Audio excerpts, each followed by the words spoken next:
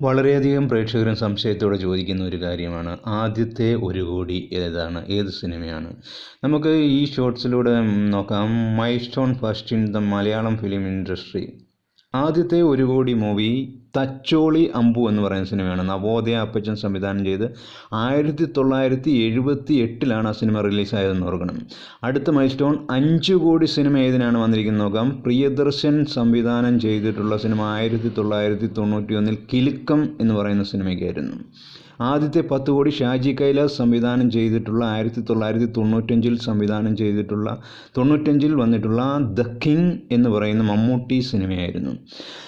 ആദ്യത്തെ 15 കോടി എന്ന് പറയുന്നത് പ്രിയദർശൻ തന്നെ സംവിധാനം ചെയ്തിട്ടുള്ള 1996 വന്നിട്ടുള്ള മോഹൻലാൽ സിനിമയായ ചന്ദ്രലേഖ എന്ന് പറയുന്ന സിനിമയായിരുന്നു. ആദ്യത്തെ 20 കോടി ഷാജി കൈലാസ് സംവിധാനം ചെയ്ത് 2000 വന്നിട്ടുള്ള നരസിംഹം എന്ന് പറയുന്ന മോഹൻലാൽ സിനിമയായിരുന്നു.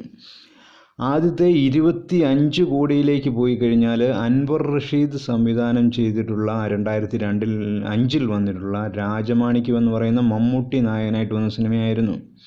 ആദ്യത്തെ 50 കോടി സിനിമ, അത് എല്ലാവർക്കും അറിയാവുന്നതായിട്ടുള്ള കാര്യമാണ്. ജിത്തു ജോസഫ് സംവിധാനം ചെയ്തിട്ടുള്ള 2013 ആ സിനിമ വന്നത്. ദൃശ്യം എന്ന് പറയുന്ന സിനിമയാണ്. ഇനി ആദ്യത്തെ 100 കോടി വൈശാഖ് സംവിധാനം ചെയ്തിട്ടുള്ള 2016 ആ സിനിമ വന്നത്. പുലിമുരുകൻ എന്ന് പറയുന്ന മോഹൻലാൽ സിനിമയാണ്.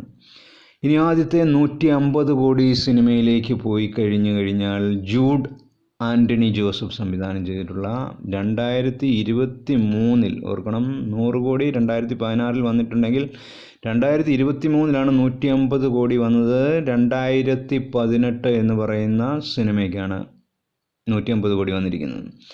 200 കോടി വന്നിരിക്കുന്നത്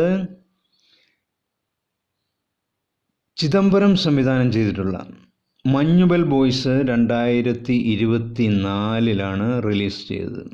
250 കോടി വന്നിരിക്കുന്നത് പൃഥ്വിരാജ് സുകുമാരൻ സംവിധാനം ചെയ്തിട്ടുള്ള 2025 വന്നിരിക്കുന്ന മോഹൻലാൽ നായകനായിട്ടുള്ള L2 എമ്പുരാൻ എന്ന് പറയുന്ന സിനിമയാണ്. ആദ്യത്തെ 300 കോടി സംവിധാനം ചെയ്തിരിക്കുന്ന സംവിധായകൻ ഡൊമിനിക് അരുണാണ്. ലോക ചാപ്റ്റർ 1 ചന്ദ്ര എന്ന് പറയുന്ന സിനിമയാണ് 300 കോടിയായിട്ട് നിൽക്കുന്നത്. ഇവയെല്ലാം ഇന്ത്യക്കുള്ളിലെ ഓരോ സംസ്ഥാനങ്ങളിലും വിദേശത്തും തിയേറ്ററിൽ റൺ ചെയ്തിട്ടുള്ള സിനിമയുടെ കാര്യമാണ് പറഞ്ഞത്, മറ്റ് ബിസിനസ്സുകളുടെ കാര്യം അല്ല.